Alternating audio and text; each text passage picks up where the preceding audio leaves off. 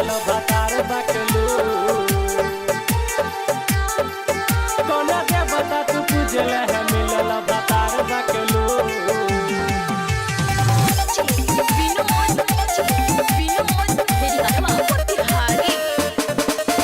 छोरी के हमारा ससुर गेलही तोरी के दिलावा ससुर गेलही पिए छियो साजबू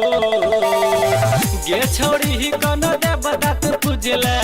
गे छोड़ी ही कोन दे बता तू पूजल है मिलल भतार बकलू गे छोड़ी ही कोन दे बता तू पूजल है मिलल भतार बकलू छोरी के हमारा ससुर गेलही तोरी के दिलावा ससुर गेलही पिए छियो साजबू गे छोड़ी ही कोन दे बता तू पूजल गे छोड़ी ही कोन दे बता तू पूजल मिलल भतार बकलू गे छोड़ी ही कोन दे बता तू पूजल मिलल भतार बकलू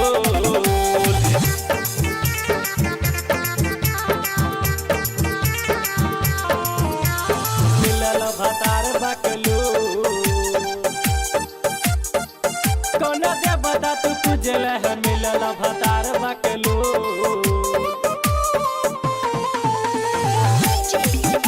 मिलल भतार बकलू कुमारे में खूब करे छले बराई गे हमरा जैसन कहा तोहर साई गे कुमारे में खूब करे छले बराई गे हमरा जैसन कहा तोहर साई गे छोरी के हमरा तू बड़ा पछताई छे करिया भतार पससरा तू जाई छे बेवरे भतार पससरा तू जाई छे छोरी के हमरा ससुरा गेलही पिए छियो साजबू ये छोड़ी ही कोन दे बता तू पूजल है मिलल भतार बकलू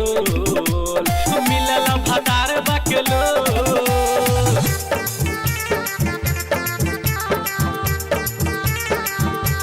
मिलल भतार बकलू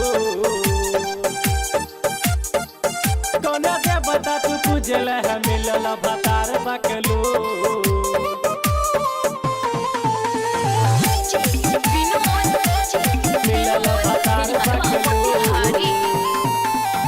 रटरा केस करे छेल प्यार गे मुकेश के जिंदगी का दिल ही खराब गे रटरा केस करे छेल प्यार गे मुकेश के जिंदगी का दिल ही खराब गे अरुण दीवाना करे छेलो प्यार गे मोहन उमेश के बुझले बेकार गे मिथिलेश सहनी के बुझले बेकार गे छोरी के हमारा ससुरा गेलही तोरी के दिलावा ससुरा गेलही पिए छियो साजबू गे छोड़ी ही कोन दे बता तू बुझल है मिलल भतार बकलू Presented by Kismet Recording Studio Kamtol।